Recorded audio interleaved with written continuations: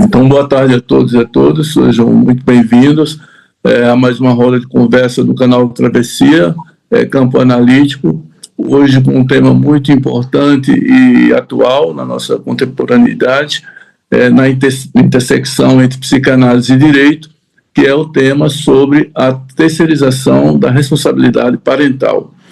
Mas antes de partir diretamente para a apresentação da nossa convidada e falar um pouco mais sobre esse tema, eu gostaria de deixar alguns avisos, como sempre fazemos, né? O primeiro deles é que essa é a última roda de conversa desse ano, do canal Travessia. Retomaremos na segunda quinzena de janeiro, com a psicanalista Claire Gilly, que está agendada para o dia 22 de janeiro, e vai falar, a psicanalista francesa, Claire Gilly, que vai falar sobre a questão da voz na psicanálise, né? E também vai articular esse tema da voz à música. E para as pessoas que acompanham, né, e assistem posteriormente os vídeos pelas redes sociais, agradeço desde já a participação, a interação, as informações e sugestões que estamos recebendo aqui no canal. E já desejo de antemão, aí já que estamos em clima de Natal, né, um ótimo Natal e um ano novo próspero. Então, dados os informes, né, vamos passar então para o tema da roda de conversa de hoje, que eu já começo assim, com algumas perguntas, né, antes de apresentar propriamente a nossa convidada, como, por exemplo, quais são os efeitos, né, da terceirização da responsabilidade parental para a criança e para o adolescente, né? Quais os motivos que levam os adultos a utilizar esse caminho da terceirização da responsabilidade das funções paternas e maternas? Como a psicanálise pode contribuir com tudo isso, né? Quando impasses próprios da vida familiar são deslocados para os judiciários, para técnicos, especialistas, entre eles os psicanalistas ou instituições. O que é que está em jogo, né, nessas dificuldades em relação a essas questões relacionadas às funções maternas e paternas direcionadas para crianças e adolescentes? Então, é para construir algumas respostas para essas importantes questões da atualidade que convidamos hoje a psicanalista Cláudia Preti, que é membro da Escola Lacaniana de Psicanálise de Vitória, coordenadora do Fórum Clínico da Infância e Adolescência, vice-diretora do IBDFAM, assistente técnica e parcerista em psicologia jurídica. Então, Cláudia, seja muito bem-vinda a essa roda de conversa de Travessia. E eu gostaria de começar lhe perguntando um pouco sobre a sua percepção desse fenômeno da terceirização, que sempre está tão presente, né? Perguntando um pouco para você também como que você chegou a esse tema e se você pudesse falar sobre a importância de abordá-lo e também de debatê-lo. Ok. Bom, primeiro queria cumprimentar todas as pessoas, tanto que estão aqui, quanto que eventualmente venham nos assistir depois, né? Te agradecer pelo convite. Esse é um tema que eu considero muito atual e muito importante, e talvez para eu poder falar dele e responder a esses milhões de perguntas que você colocou aí, porque entre essas 3 ou 4 tem vários desdobramentos, né? Assim, talvez fosse interessante eu poder falar também do meu percurso nesse sentido, para poder situar o que é essa sigla e de que lugar que surgem essas questões, né? Bom, eu sou psicanalista e faço clínica psicanalítica há muitos anos e também comecei, depois de algum tempo, mas também já há muitos anos, a fazer esse trabalho junto ao direito, especificamente ao direito das famílias, né? Assim, que eu acho que é um trabalho que leva a psicanálise como pedia o Freud e o Lacan, né, que a gente disseminasse a psicanálise pelo mundo, leva esses elementos da psicanálise que permitem aprofundar muito o olhar desses outros campos de saber, né? E no meio dessa atuação, eu acabei sendo convidada a participar do IBDFAM, que é o Instituto Brasileiro de Direito de Família, que é um instituto que, além de pensar as questões do direito de família, ele tem muito essa preocupação com a modernização, digamos assim, da formação dos profissionais e com o avanço da organização das famílias, né, de poder fazer um movimento de muita inclusão em todas as configurações familiares, em todos os modos de formar a família. Então, o IBDFAM tem como marca a interdisciplinaridade, e uma das diretorias do IBDFAM é a diretoria de interdisciplinaridade, da qual eu sou vice-diretora.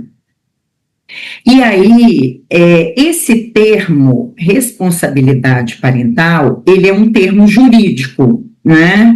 Ele é um termo jurídico que deriva de um termo jurídico que chamava pátrio poder, né? Que vem dessa estrutura patriarcal e do poder, o pátrio poder definido na família tradicional, heteronormativa, patriarcal e etc. Hoje nomeia-se responsabilidade parental. Paralelo a essa responsabilidade parental, tem um outro termo que também veio do jurídico, embora não seja especificamente um termo jurídico, um significante jurídico, que é o abandono afetivo, né? Que durante muito tempo foi muito discutido dentro do campo do direito, para poder tentar fazer uma certa reparação para as crianças e adolescentes que teriam sofrido o abandono parental, né? O abandono afetivo parental. E nesse período, muitas vezes, discutia-se muito uma certa confusão, e aí o nosso trabalho como psicanalista era muito importante, assim, para não traduzir afeto e cuidado porque o direito ele trata do dever de cuidado, né? E muitas vezes esse abandono afetivo era traduzido como dever de amar, né? E isso era uma discussão que se fazia muito, inclusive quem me trouxe para esse tema, tentando te responder aí, foi até um colega que é psicanalista, mas que também é advogado, e o mestrado dele foi em cima dessa questão do abandono afetivo no direito e mostrando as impossibilidades de se indenizar, por exemplo, um abandono afetivo se ele estava sendo trabalhado como dever de amar, dever de amor, né, e etc. E, recentemente, houve uma nova virada legislativa, porque houve uma mudança, uma nova lei que fez uma modificação no Estatuto da Criança e do Adolescente, que transformou isso que se nomeia no direito de abandono afetivo em um ilícito civil. O que seria um ilícito civil? Seria uma conduta ilícita, ou seja, existe o dever de cuidado, e se esse dever de cuidado não for, né, se os pais não se responsabilizarem pelo dever de cuidado, cabe indenização e cabem outras intervenções, inclusive veio na esteira dessa modificação os pedidos de retirada de nome, principalmente de pais, né, porque na nossa estrutura social esse abandono é muito mais visto do lado dos pais, e foi se desenhando um pouco melhor dentro do campo do direito o que era o dever de cuidado. E aí por que eu cheguei nisso? E foi muito interessante porque quando eu começo a falar disso, eu comecei a falar disso num evento, e aí fui chamada para outro, e para outro, e para outro, e porque foi um tema que foi, de alguma forma, despertando um certo interesse, né, do que a psicanálise poderia dizer a respeito desse dever de cuidado, né, porque uma coisa é o cuidado e outra coisa é o afeto, né. O cuidado, apesar de muitas vezes a gente confundir, mas ele pode ser feito sem afeto também, né? Um bom exemplo disso seria o quê? Um pai que paga pensão alimentícia, mas não quer ver o filho, não quer se ocupar dele, não quer cuidar dele. Ele cuida, ele paga a escola, ele paga o plano de saúde, ele paga, mas ele não quer ter vínculo afetivo com esse filho. Uhum. Então, isso veio se desenhando um pouco mais. E aí, isso traz para o discurso psicanalítico, isso reverbera muito todas essas conversas a respeito desse tema, né? Porque traz para a cena a questão do que é parentalidade, do que é função paterna, do que é função materna, qual é o lugar que isso tem para a estruturação psíquica do sujeito, né? Assim, em que medida que isso a gente pode monetizar, né? Assim, vamos indenizar, vamos fazer como se isso fosse trazer alguma reparação ao que é, para nós psicanalistas, e do ponto de vista da psicanálise, mas também do ponto de vista humano, o que é, qual é a função do exercício dessas funções parentais para uma criança, né? Então, poder conversar com o direito a respeito, porque hoje em dia, né, assim, atualmente, o afeto, o direito de família tem o afeto como um valor jurídico, mas a definição de afeto deles, evidentemente, não é a mesma para a gente, mas se tornou muito uma conversa interdisciplinar. E dentro desses saberes interdisciplinares que participam dessa conversa, eu acho que a psicanálise é quem traz as melhores reflexões, assim, porque permite ampliar o leque de discussão e permite dar a esse outro campo um pouco de leitura dessas entrelinhas e dessas ressonâncias que tem todos esses elementos que estão sendo discutidos nesses processos judiciais, né? Então, foi mais ou menos por aí que eu cheguei, e aí eu fui fazendo uma leitura, assim, de por que isso surge hoje, né? Que características que tem na nossa contemporaneidade que tornam o terreno tão fértil para esse tipo de discussão, para essas terceirizações, né? E as coisas foram caminhando e a gente chegou aqui, né?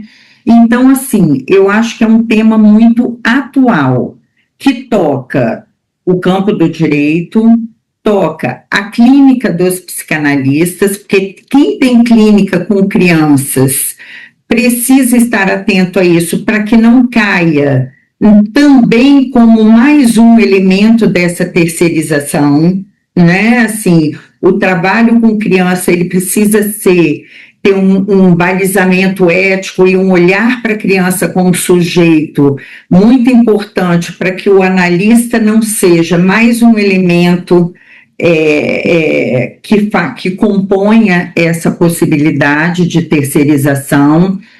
E, enfim, tem muitas coisas que a gente pode conversar a respeito disso, né? Quando você traz assim, né, que para o direito, né, ele estaria nessa função fazer uma reparação, uma regularização, né, disso que falta a essa criança, esse adolescente, né, em relação a isso que o direito entende como a função paterna, vamos dizer, né, ou materna. E para a análise seria uma outra coisa, né, como você mesmo trouxe. E quando você levanta essa escuta, né, porque para mim me parece que é uma escuta já dentro desse campo e dessa experiência, né, quando você diz, né, que para a psicanálise se trataria de saber quais as dificuldades, né, de cada sujeito exercer essa função, né? E aí vai entrar, claro, a história biográfica do sujeito, vai entrar, ele vai falar o que ele vai trazer, né? Porque só ele vai poder falar sobre isso. E aí eu te pergunto, né? Existe essa saída na tua experiência, né, de pessoas que procuram ou que se sensibilizam com isso, ou que se engajam no sentido de procurar um espaço de fala, né, para falar sobre essas dificuldades? Eu acho que existe, né, assim, eu acho que ao mesmo tempo também, muitas vezes, a gente tem que poder respeitar, né, o limite do outro, né, mas eu acho que o mais importante nisso, assim, é que o judiciário, ele tem uma função de um lugar terceiro, né? A lei tem essa lei com minúscula, né? Com lei minúscula, com L minúsculo, como a gente fala em psicanálise, ela tem essa função de ocupar esse lugar terceiro que representa alguma interdição e algum limite, né? Então, que essas demandas sejam dirigidas ao judiciário, por exemplo, né? Eu tive um filho com você, Roberto, mas que você não assume esse filho, não se ocupa dele. Eu entro com uma demanda para que você, ou até, as demandas são colocadas muitas vezes em nome dos filhos, né, como para que esse pai ou essa mãe, na maioria das vezes é o pai, né, na nossa estrutura muito patriarcal ainda. Eu acho que isso tem uma função, mas isso tem sido, e aí é esse o meu interesse nesse tema, assim, isso tem sido excessivo, né? Isso tem sido maciço, assim. E aí a pergunta que cabe a nós psicanalistas é assim, o que a gente precisa do judiciário, desse excesso de judicialização, para lidar com questões que seriam tão próprias do sujeito ali, né, da família, desse que está nessa função de pai, de mãe, né, função paterna e materna. Por que precisa recorrer ao judiciário com a frequência que tem se recorrido atualmente? Porque tem tido um excesso de demanda, né?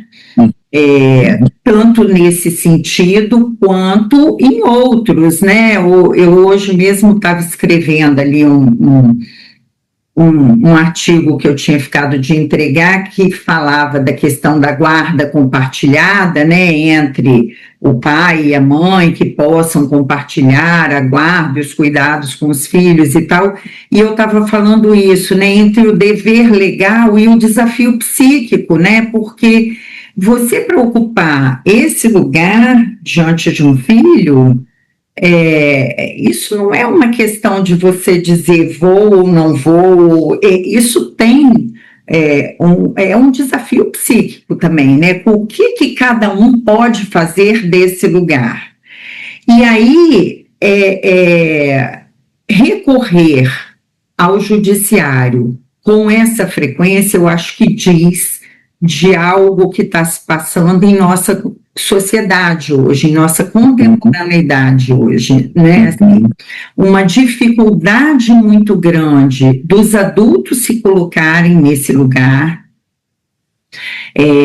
O Lebrun, o Jean-Pierre Lebrun trabalha isso bacana naquele Mal-Estar na Subjetivação, aquele livro dele que ele fala assim, que nunca se viu adultos com tanta dificuldade de se colocar nesse lugar, porque eles inverteram algo que estava lá no Freud, assim, né? E que quando Freud fala que o filho se submete à autoridade paterna com medo de perder o amor do pai, né? Para não perder o amor do pai. E o que a gente tem presenciado hoje é uma inversão disso, né? Os adultos que estão nesse lugar, eles não ocupam esse lugar porque eles querem garantir o amor do filho a qualquer preço. Eles têm medo de perder o amor do filho. Houve uma inversão. E nessa inversão, isso não é sem consequências, né? Recentemente também a gente fez aqui um congresso que foi promovido pela Escola Lacaniana, mas nós do Fórum Clínico, né, nesse trabalho que a gente faz de interlocução, assim, de conexão com outros campos de saber, a gente que promoveu, assim, que organizou, e o Nazir Hamad, que eu acho que você conhece, ele fez uma conferência. E nessa conferência ele trouxe um elemento muito interessante, que ele diz assim, que a criança, quando ela está na infância, né, ali a criança, é como se ela acreditasse que os pais pudessem garantir que mais tarde eles dariam a ela um saber sobre como ser adulto, como lidar com as questões da sexualidade, da morte, enfim. Então, é como se a criança ela tivesse uma crença nessa promessa dos adultos, né? Quando você crescer, você vai saber, porque eu sei que você vai aprender, eu posso te garantir isso. Quando chega na adolescência, os adolescentes eles vão se deparando, ele vai fazendo essa leitura de que esse garante, ele usa esse significante, né? Que esse garante que estava lá na promessa dos pais na infância, que ele não existe, né? Quando eles se deparam na adolescência, com todos os questionamentos que surgem quando eles se deparam com as questões do sexo e da morte, etc., eles se dão conta de que essa promessa não vai ser cumprida. E aí eles se revoltam, né? E passam a questionar muito os adultos. O que a gente tinha até um determinado momento? Que os adultos, eles estavam numa posição onde eles, já tendo passado pela adolescência e por essa revolta, eles já estavam mais apaziguados ali naquele lugar e eles conseguiam conduzir as questões para os adolescentes, tipo assim, olha, realmente esse garante não, eu estou traduzindo do meu jeito aqui a conferência dele, tá? Mas, assim, esse garante não existe e a gente tem que lidar com isso. Então, nós adultos já estamos entendendo que ele não existe e é o que temos, né? Vamos construir com o que temos.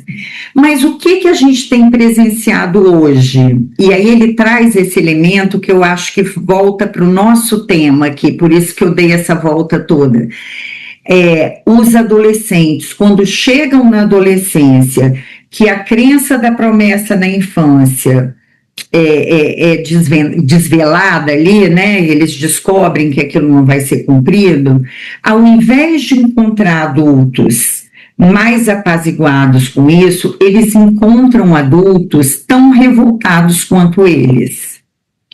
E aí eles ficam numa horizontalidade onde eles não têm nenhum contraponto para essa revolta, né?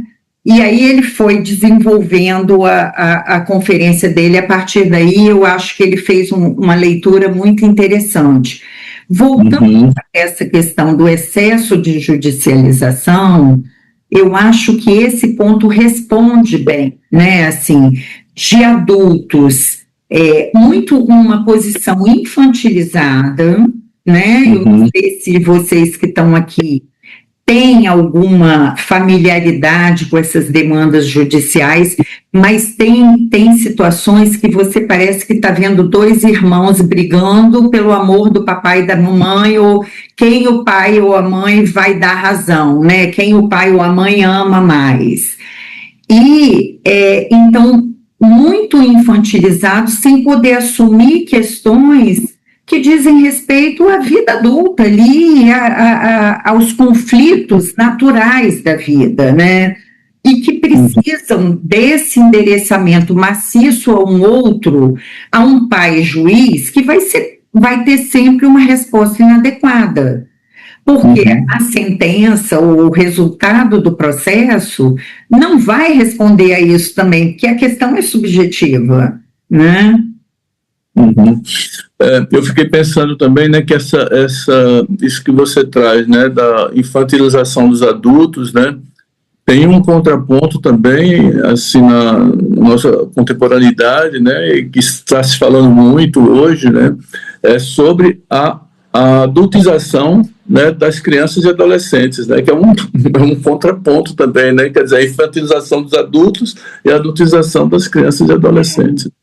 E aí é uma inversão disso que, né, em termos de estruturação, desse caminho, né, da estruturação, tem uma inversão ali, né, porque se a gente fala de adultização das crianças e da infantilização dos adultos, a gente inverte essa diferença geracional, fica invertida.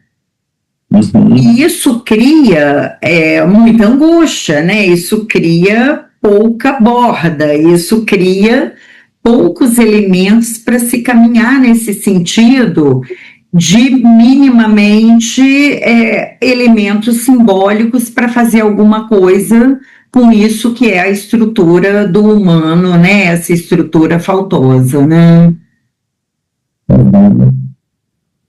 Então, eu acho que tem elementos nessa questão da terceirização que são muito interessantes, porque eles dizem respeito. A gente não pode confundir, né? Porque partilhar cuidados é uma coisa, né?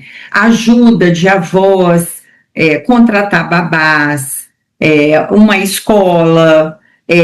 Se vai ficar o dia todo na escola, se vai ficar só metade do dia. Isso são ajudas de uma rede de apoio que só tem a somar, né? Principalmente porque na vida hoje as mulheres foram para o mercado de trabalho, o cuidado com os filhos, né? Está precisando desse suporte, dessa rede de apoio, mas isso é muito diferente de você transferir a função, né? Então, você partilhar cuidado é uma coisa, transferir função é outra, né? E é esse o cuidado, e é isso que eu acho que cabe a nós, psicanalistas, fazer o alerta, né? Que tem questões que não podem ser terceirizadas. Tem questões que não podem ser terceirizadas, por melhor que seja a escola, ela pode até, em algumas intervenções, aquilo ter efeito de função paterna, efeito de intervenção materna, mas nunca vai substituir o que é o exercício das funções paternas e maternas, né? Lembrando lá do que o Lacan fala, do que é isso e do que isso representa para a constituição da criança, independente de laço sanguíneo e de configuração familiar, né? Então, não necessariamente tem que ser a mãe, uma mulher do sexo feminino, pode ser um adulto que ocupe a função materna, que é bem definida pela psicanálise, e um adulto que ocupe a função paterna, né? E que essas duas funções operando vão permitir a constituição subjetiva dessa criança, desse bebê humano que nasce não humano ainda, né? Ele é filho do homem, mas ele precisa dessas operações para que ele se humanize. Então, a terceirização dessas funções, ela cria ruídos, ela cria problemas para esse caminho da Constituição. Não sei se, assim, qual é a sua percepção, mas me parece às vezes também que, assim, essa questão da terceirização, mesmo assim nas escolas, né, me parece que não é tão consciente para os pais, né, porque eles fazem isso de uma forma tão natural.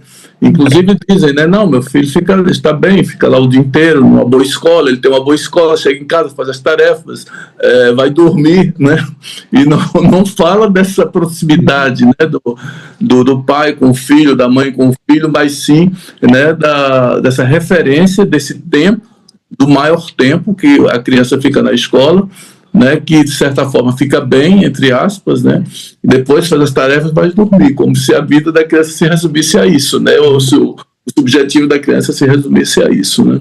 Você falou isso, eu fiquei me lembrando dessa coisa assim, que na clínica, principalmente, a gente percebe muito hoje, né, assim, principalmente para quem não começou a fazer clínica há 2 anos atrás, como eu, que já tem, né, muitos anos de clínica com criança. O que acontece? Hoje eles chegam, tanto as crianças quanto os adolescentes. É muito impressionante como eles desconhecem as narrativas familiares, né? Assim, você pergunta da história da família, quem é quem, né? Ou por que disso ou daquilo.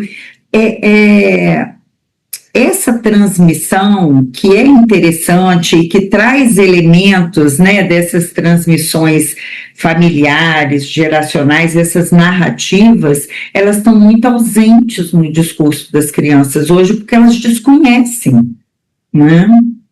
E aí a escola não pode transmitir isso, porque isso não é função da escola, né?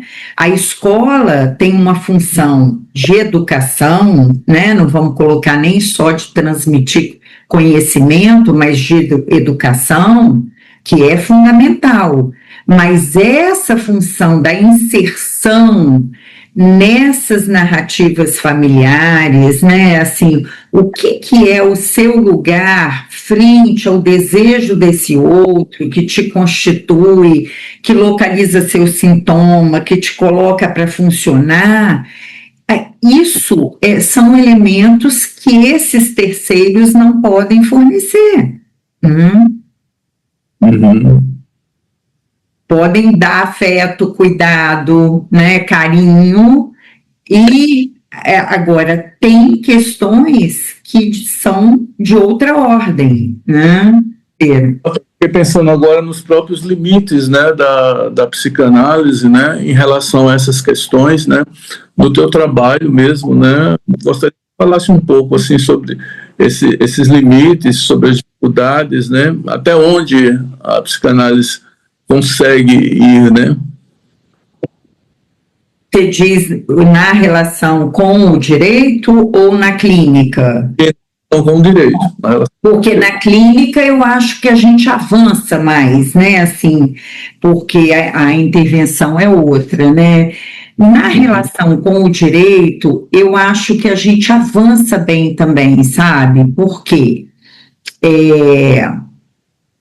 Você, às vezes, por exemplo, porque depende muito de em que lugar que você está ali, né? Então, de um lugar, por exemplo, de perito num processo, né, onde se discute o modo como a criança vai conviver com o pai ou a mãe, como é que vai ser e tal, porque é o que está em jogo ali, o que deveria ser o foco a ser contemplado ali, porque muitas vezes fica um monte de briguinhas assim, onde vai cortar o cabelo, né? Em que escola que vai estudar, tudo perguntando para o juiz aonde que a criança, né? Eu sempre cito esse exemplo do cortar o cabelo, porque eu tive um caso aqui há muito tempo atrás que era a mãe que levava a criança para cortar o cabelo, mas era o pai que pagava o corte do cabelo. E o pai queria que fosse num lugar e a mãe não concordava, queria que fosse em outro. E aí eles mandavam para o juiz decidir. Enquanto o juiz não decidia, o cabelo do menino ia crescendo, né? Assim, então, isso não é o que está em jogo. Então, assim, um psicanalista que está num lugar, por exemplo, de perito, ou que está fazendo uma assistência técnica de um processo desse, eu acho que ele consegue fazer avançar o olhar para esse outro lado da subjetividade, das questões inconscientes que estão ali, e desloca essa objetividade de vamos contar o tempo, ou por que que essa pessoa está fazendo, o que está contribuindo ali, o que pode ser escutado, que tipo de intervenção que poderia ter um efeito maior. Eu acho que é um olhar que aponta para o que está para além. Existe uma máxima no direito que diz o seguinte: o que não está nos autos não está no mundo, ou seja, o que não tiver escrito ali no processo não é levado em conta. E a nossa missão como psicanalista é levar assim, olha, o que está para além do que está escrito nos autos, nas entrelinhas, nas dissonâncias ali, é isso que tem que ser levado em conta, porque senão o que vai se decidir não vai funcionar. Né? Não vai funcionar, não vai ter essa efetividade. Então, hoje, no direito das famílias especificamente, esse olhar tem sido muito levado em conta, né? Assim, essa tentativa de, para além da letra da lei, poder inserir algo da ordem da subjetividade e fazer decisões mais particularizadas, dentro dos limites deles, evidentemente, mas para que cada caso seja contemplado de uma forma que atenda mais aos interesses e às possibilidades daquela família ali, né? Então, eu acho que é um trabalho que é muito importante, que tem crescido muito em termos de interesse, assim, né? Quando eu comecei a fazer, eram poucos operadores do direito que tinham esse olhar. Hoje isso já está bem mais ampliado.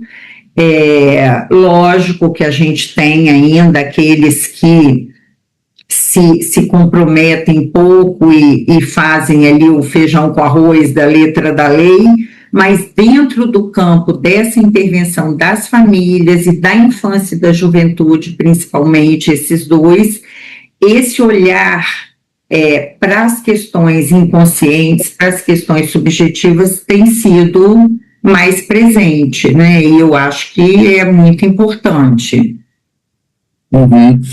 E assim, na sua percepção, Cláudia, você acha que esse avanço, ele acontece mais aí no estado, vamos dizer assim, do Espírito Santo, porque às vezes me parece que o Espírito Santo está à frente disso aí, ou no Brasil como um todo, dessa intersecção aí da psicanálise com o direito?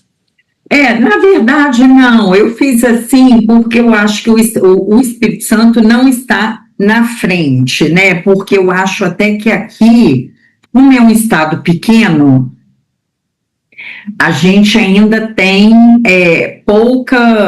tem aumentado mais recentemente, mas assim, de um modo geral, no Brasil todo, em maior ou menor proporção, as coisas vêm acontecendo, né? Assim, eu participo como eu faço assistência técnica em processo, eu não preciso estar presencial, então eu faço em outros estados também.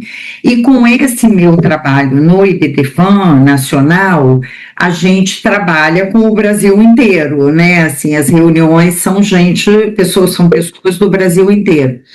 Então, assim, de um modo geral, tem esse olhar em todos os cantos. Claro que você tem aqueles estados mais tradicionais, onde isso demora um pouco mais, tem outros que avançam um pouco melhor, né? Mas, assim, de um modo geral, tem isso. Mas não é esse panorama que eu estou pintando, assim, é um trabalho de formiguinha e incansável, tá? Porque o apelo tanto para aquilo que a gente presencia na clínica, esse apelo dos diagnósticos, da medicalização, da patologização, do calar, né, ali a criança ou o adolescente que está perturbando demais, que está... esse movimento, que é um movimento contemporâneo, isso também acontece dentro do campo do direito. Então, os 1000 manuais, né, de que a gente vê na clínica, de como criar filho, do que é ser pai, do que é ser mãe, tanta manualização, né, do exercício da parentalidade, que a gente vê no âmbito da clínica, mas também isso dentro do direito também, principalmente porque cola muito nessa face objetiva, né? Assim, então é melhor eu responder com um diagnóstico, é melhor eu responder, né? Eu até brinco que tem um diagnóstico que se popularizou muito dentro do campo do direito, que é o transtorno da personalidade narcísica, né? Então, assim, toda mãe virou narcisista, todo pai virou narcisismo, então, quando tem muito conflito, tem sempre em alguma petição ali, o próprio advogado colocando que o outro tem uma personalidade narcisista. Então, assim, isso é uma coisa que a gente rema contra a maré o tempo todo, né? Não tem jeito. Por isso que eu acho que o vigor da psicanálise e a ética da psicanálise, dessa coisa da transmissão, né, para além da psicanálise em intenção, para além dos muros do consultório, ela é muito importante, porque traz um posicionamento ético muito distinto dessas tentativas de tanto enquadramento, assim, né? Que no direito isso casa perfeitamente, né? Uhum. No direito, nas instituições também. Nas instituições, de um modo geral, né? Até dentro do ambiente escolar, por exemplo, isso cola muito, né? Porque isso pacifica ali um pouco, desresponsabiliza alguns, né? Então, é uma coisa que é um esforço que a gente tem que fazer de ir apontando,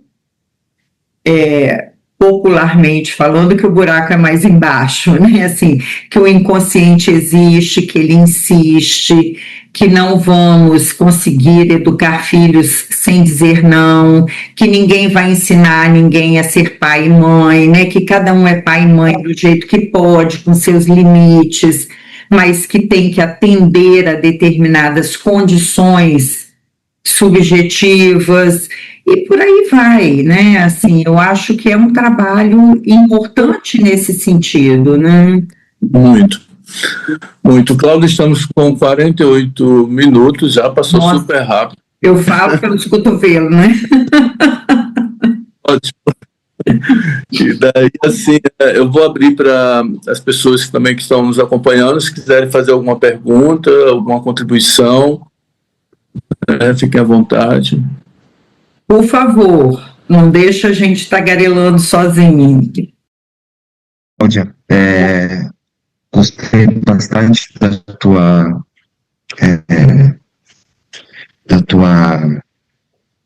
enfim, né, do que você apresentou, do que você transmitiu, eu fiquei pensando quando você falou da letra da lei, né? Achei interessante essa forma de dizer da letra, porque me remete justamente a algo vazio, né? A algo próprio da letra, né? Que é algo do real, né? É, me veio em mente um psicanalista italiano que eu gosto muito, inclusive estou utilizando na minha pesquisa, que já comentei aqui da outra vez, Antônio, que é o Massimo Recalcati, que ele também trabalha bastante essa questão da lei, da paternidade. Ele fez todo um trabalho em torno do Ulisses, né, como essa figura do pai, para pensar justamente a psicanálise, enfim. Ele fala algo interessante de um esvaziamento da palavra, né, ou seja, que hoje, atualmente, na nossa contemporaneidade, é, a gente presencia um esvaziamento da palavra no sentido da palavra simbólica. E tanto é que ele fala do Papa, né? Ou seja, do quanto que o último Papa, não esse atual, mas o último Papa encarnou justamente esse esvaziamento da palavra, um Papa bem diferente dos anteriores, o esvaziamento da palavra do professor, o esvaziamento da palavra do político, o esvaziamento da palavra, enfim, do próprio juiz, ou seja, são palavras vazias, né? Então, parece que quando a Cláudia fala, essas pessoas ficam muito grudadas à letra da lei, falta o simbólico, né? Falta justamente desse simbólico que transmite a lei, né? Que transmite a lei e o desejo, né? Por conseguinte.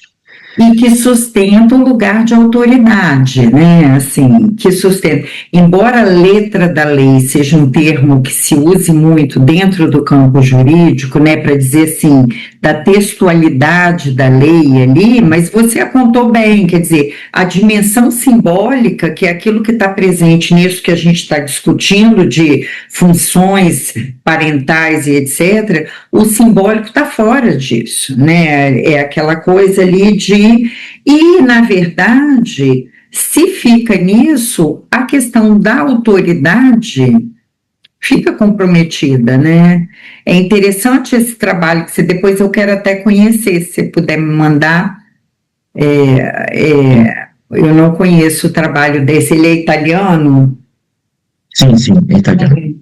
Mas é exatamente isso, né? Porque afrouxa justamente o vigor dessa dimensão simbólica, que seria quem orientaria ali dizer algo sobre essa letra, né? Tem uma questão interessante, né, que também fiquei pensando, é que os pais, o que a gente escuta muito na clínica, né, é que os pais estão desesperados porque os filhos não seguem as regras, muitas vezes, né? Quando não se trata de seguir as regras, né? Porque tem essa diferença da regra e da lei, né? Ou seja, uma coisa é querer um filho que siga as regras, e outra coisa é um filho que sabe o sentido da lei, que está bem articulado em relação ao sentido da lei. Ainda então, que ele transgrida alguma regra, né? Isso, exatamente, porque a regra e a lei não é a mesma coisa. Pelo que tu falou, Cláudia, essa dimensão do jurídico fica muito nesse campo da regra, né? É o juiz que diz o que pode, o que não pode, o limite, né? Mas isso não é, de fato, a lei que a gente almeja, né? Essa lei que tem que se inscrever no coração de cada um, né? Até me desculpando, eventualmente, com psicólogos, né, de outras abordagens que venham a nos escutar, mas eu acho que a psicologia cai muito nesse regramento, né? Existe hoje propostas, assim, de intervenção, tanto no campo jurídico, né, quanto na própria questão da clínica, que são muito educativas, né, que são muito pedagógicas, de muito enquadramento. O mínimo de enquadramento todos nós precisamos, né, mas assim, ficar no puro enquadramento é o que você está trazendo a respeito dessa diferença entre a regra e a lei simbólica, né? Entre a norma e a introjeção dessa lei, que eu posso até dizer assim, olha, o nosso tempo aqui era X, mas a gente vai fazer X mais Y, mas sem que isso represente uma não relação de internalização dessa lei simbólica, né? E na adolescência e na infância isso é muito importante, principalmente na adolescência, né? Esse jogo, esse pedacinho de liberdade para jogar um pouco com isso, mas não sem deixar de internalizar essa lei, né? Porque isso que está em jogo na adolescência, né? Muito bom. Tá bom, Cláudia. Bom, eu te agradeço, são 16h55. Te agradeço aí muitíssimo pelo aceite ao convite, né? Muito bom te escutar. Dá para falar sobre isso muito mais, né?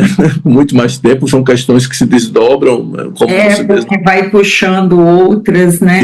Sim. Quem sabe aí no próximo ano, né? Um outro momento para a gente desdobrar. Eu acho que isso que eu estava falando a respeito de um instituto jurídico, né, sei lá, abandono afetivo, guarda compartilhada, e o desafio psíquico de se cumprir isso, eu acho que essa discussão é sempre muito interessante, né, porque se a gente não leva em conta esse outro lado, a gente fica ali infinitizando as judicializações, né? Sim. Te agradeço, então, imensamente pela sua fala. Eu que agradeço o convite, eu adorei a conversa. Também, aproveitando aí o clima aí já próximo do Natal, desejando aí para vocês um ótimo Natal, um novo próspero. E em janeiro a gente retorna, na segunda quinzena, com as mais rodas de conversa. Estaremos aí. Um abração, até lá. Tchau, tchau. Abraço, obrigado, tchau. Obrigado.